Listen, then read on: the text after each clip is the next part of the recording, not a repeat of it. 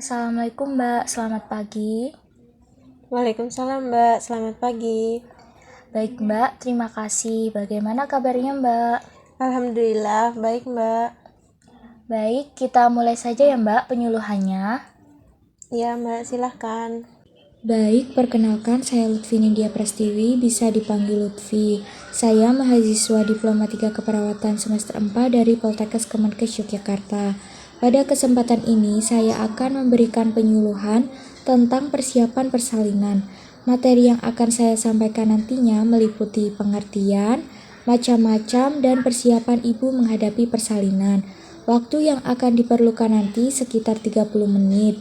Dari jam 9 sampai 9.30, apakah Mbak bersedia? Saya bersedia Mbak.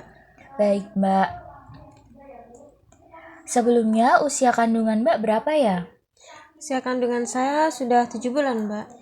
Wah, berarti sudah mendekati lahiran ya Mbak? Ya, Baiklah Mbak, kita mulai ya. Yang pertama, mulai dari pengertian terlebih dahulu. Persalinan adalah proses pengeluaran hasil konsepsi pada kehamilan cukup bulan melalui jalan lahir atau jalan lain dengan atau tanpa bantuan. Kemudian selanjutnya ada macam-macam persalinan. Macam-macam persalinan itu ada dua ya Mbak, yaitu persalinan normal dan persalinan dibantu dengan alat. Persalinan normal adalah bayi lahir melalui vagina dengan letak belakang kepala atau ubun-ubun kecil tanpa memakai alat bantu serta tidak melukai ibu maupun bayi. Kemudian yang kedua itu ada persalinan dibantu dengan alat. Yang pertama ada persalinan dibantu vakum atau ekstrasi vakum. Vakum adalah suatu alat yang menggunakan kap penghisap yang dapat menarik bayi keluar dengan lembut. Cara kerjanya yaitu vakum diletakkan di atas kepala bayi, kemudian ada selang yang menghubungkan mangkuk ke mesin yang bekerja dengan listrik atau pompa. Yang kedua yaitu persalinan dibantu forceps atau ekstrasi persalinan forceps. Forceps merupakan alat bantu yang terbuat dari logam menyerupai sendok. Cara kerjanya, dokter akan meletakkan forceps di antara kepala bayi dan memastikan itu terkunci dengan benar. Artinya, kepala bayi dicengkram dengan kuat dengan forceps. Kemudian ada section caesar. Ada dua, yaitu operasi cesar terencana atau elektif. Pada operasi cesar terencana atau elektif ini telah direncanakan jauh hari sebelum jadwal melahirkan dengan mempertimbangkan keselamatan ibu maupun janin. Yang kedua, ada operasi cesar darurat atau emergensi. Operasi cesar darurat adalah operasi yang dilakukan ketika proses persalinan telah berlangsung. Hal ini terpaksa dilakukan karena ada masalah pada ibu maupun janin. Beberapa keadaan yang memaksa terjadinya operasi cesar darurat itu ada dua, Mbak. Yang pertama ada persalinan macet, yang kedua ada stres pada janin. Materi selanjutnya adalah persiapan persalinan pada ibu hamil. Itu terdiri dari 6 persiapan ya, Mbak. Yang pertama yaitu persiapan persalinan secara bio atau fisiologis. Yang pertama, semakin meningkat umur kehamilan, ibu semakin merasakan pergerakan-pergerakan bayi. Kemudian pergerakan ibu semakin tidak bebas, ibu merasakan tidak nyaman. Yang kedua, kadang-kadang ibu mengalami gangguan kencing atau kaki bengkak. Yang ketiga, kondisi otot panggul dan otot jalan lahir mengalami penekanan. Yang keempat, keluarnya bayi itu sebagian besar disebabkan oleh kekuatan dan kontraksi otot-otot dan sebagian lagi oleh tekanan dari perut. Dan yang terakhir, kontraksi dari otot uterus dan pelontaran bayi keluar amat dipengaruhi oleh sistem syaraf simpati, parasimpatis, dan syaraf lokal pada otot uterus. Yang kedua, ada persiapan psikologis. Bantuan yang diberikan kepada ibu dalam rangka bimbingan persiapan mental adalah sebagai berikut ya Mbak. Yang pertama itu mengatasi perasaan takut yang dirasakan oleh ibu dalam persalinan dengan cara memberikan pengertian pada ibu tentang peristiwa persalinan, menunjukkan kesediaan untuk menolong, mengajak ibu berdoa untuk menyerahkan diri dan mohon bantuan kepada Tuhan sesuai dengan agama. Kedua, berusaha menerangkan perasaan yang mencemaskan dengan penjelasan yang bijaksana, dengan menjawab perasaan ibu secara baik dan tidak menyinggung perasaan. Kemudian yang ketiga, memberi gambaran yang jelas dan sistematis tentang jalannya persalinan. Misalkan, his atau kontraksi yang mengakibatkan rasa sakit itu penting untuk membuka jalan kelahiran. Mengeluarkan anak dalam kandungan bukan saja dengan his makin kuat, tetapi juga dengan cara yang baik. Penjelasan ini banyak sekali sesuai dengan perubahan fisiologis dalam persalinan. Keempat, ibu harus sering ditemani karena akan merasa mendapatkan bantuan moral orang yang simpati dengan memberi bantuan setiap saat yang diperlukan dan mendengarkan segala kebutuhan ibu hamil. Yang selanjutnya, mengerti perasaan penderita. Menarik perhatian dan kepercayaan ibu dengan perhatian dan tingkah laku, bijaksana, halus dan ramah, serta sopan. Berusaha membesarkan kepercayaan dan keselamatan ibu menghadapi persalinan dengan memberi petunjuk dan mengikutinya. Persiapan yang ketiga yaitu persiapan sosial. Segi sosial merupakan akar untuk tumbuh. Dalam hal ini harus dipersiapkan mengenai unsur apa saja yang harus dikenal dari lingkungan sosial, kondisi ekonomi, taraf penghidupan, dan kebudayaan. Misalkan seperti malnutrisi akan membawa akibat bagi kehamilan ibu maupun janin. Kemudian perumahan yang tidak memenuhi syarat. Ini akan menimbulkan hygiene yang kurang. Yang keempat, ada persiapan kultural. Ibu harus mengetahui adat istiadat, kebiasaan, dan tradisi yang kurang baik terhadap kehamilan agar persiapan yang berhubungan dengan kebiasaan tidak baik selama kehamilan dapat dihindari. Kepercayaan dan budaya akan perilaku yang pantas selama masa kehamilan akan mempengaruhi respon suami maupun petugas kesehatan terhadap kebutuhan ibu. Persiapan yang kelima yaitu tabulin atau tabungan ibu bersalin. Tabulin adalah tabungan yang dipersiapkan untuk persalinan yang dilakukan pada pasangan suami istri. Secara psikologis, ibu akan merasa tenang menghadapi saat persalinan jika semua kebutuhan sudah terpenuhi. Yang terakhir yaitu mempersiapkan apa saja yang harus dibawa ke rumah sakit atau bidan. Yang pertama untuk ibu ada baju tidur, sandal, pakaian dalam, pembalut wanita khusus ibu bersalin, gurita untuk ibu bersalin, dan peralatan mandi.